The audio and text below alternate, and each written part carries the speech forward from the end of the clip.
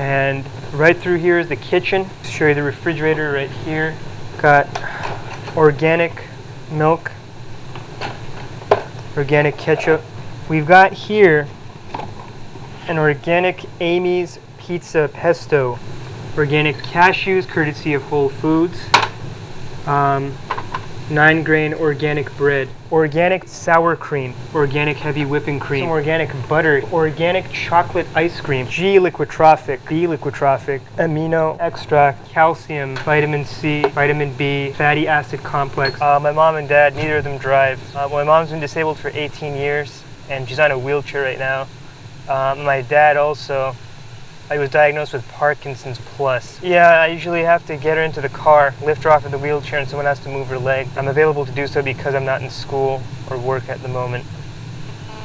I do drive to San Francisco twice a week, which is a ways out. It's about 45 minutes away from where I live, and that's to see a therapist. I don't like big crowds or anything like that, and especially with food places. I think it's just that at food places, this heightened sense of awareness that, you know, people might criticize me. There's the potential for that, or they're going to think to themselves, why is he eating that? How much is he eating? What is he eating? And sort of all these things pop into my head, the spur of the moment. It's a sense of, just an overwhelming sense of depression and fear in oneself, in that, you know, I'm afraid people are going to start just picking on me and alienating me, or even doing bodily harm to me, and this sort of paranoia of what would happen if I do something wrong, what will ensue. It's supposed to be second nature is what I gather, because I see everyone else doing it. There's definitely an agreement of my situation being difficult and me having to struggle with anxiety, depression, anger, like I mentioned.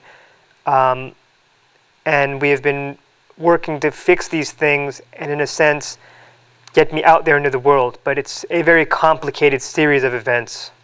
I like to keep the door closed, be very reclusive in a way. And some people would say this state of the room where everything's sort of plain is a reflection on my mind. It speaks volumes about me being paranoid and me having this anxiety of not only myself being out in public, like I mentioned earlier, but having my things ruined or messed up, and maybe not knowing my priorities, where they lie.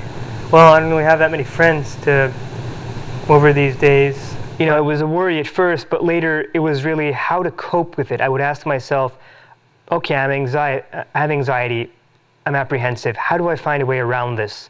Do I beg and plead? Do I attempt to bribe? Well, regarding food, I've gotten people to help me out. By that I mean friends and even kids I knew I've paid to go into stores and buy me food. Like drive-through windows you think would be easy, yes, but I don't usually eat that type of food. I have to pay people to go in, and I've actually paid, I remember paying one guy $100 to buy me a burrito and a drink. I was hungry that day, and it's a terrible mistake and it's stupid, but I guess that speaks volumes about the level of anxiety. I wanted food like sweets, for example, right in the Mrs. Fields. I had to wait it out for quite a while that there's nobody there. I have a fear something will go wrong and I'll be put on the spot. Fear that people behind me in line will be hurrying me along. Armageddon will follow, being trapped in a sense. I think when it gets to a certain point to where everyday things are these Herculean tasks in my mind, it's a problem, you know. And like I said, not being able to go grocery shopping, not being able to go to your local convenience store, to Best Buy, all of these would definitely, I think, hinder a person, and it would put you in a position that you would not want to be in. We're at Pancho Villa. Taqueria. Taqueria. Where food's always fresh. Are you gonna go in? No. So are you hungry? Yeah, I am.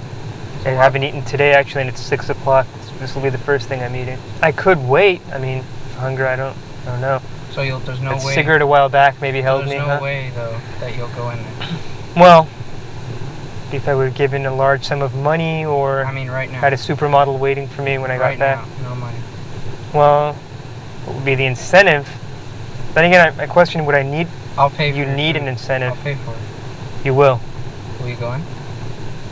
Well, if that's really true, I might think about it.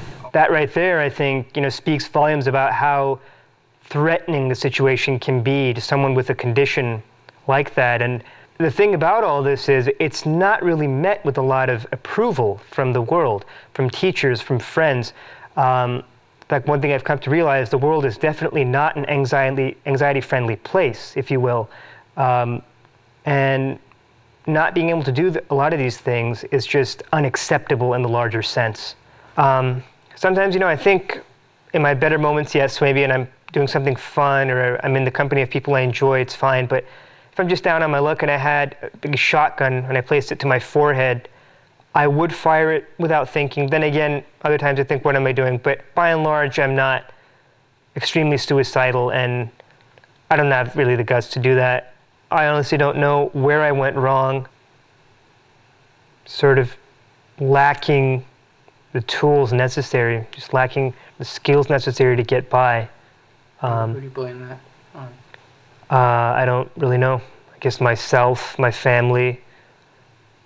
Sometimes I want to blame everybody that ever did something to me, but then again, I think in the end it's me alone. So I blame maybe a lot of this on myself, even though I don't like to admit it sometimes, but I guess that's what it is.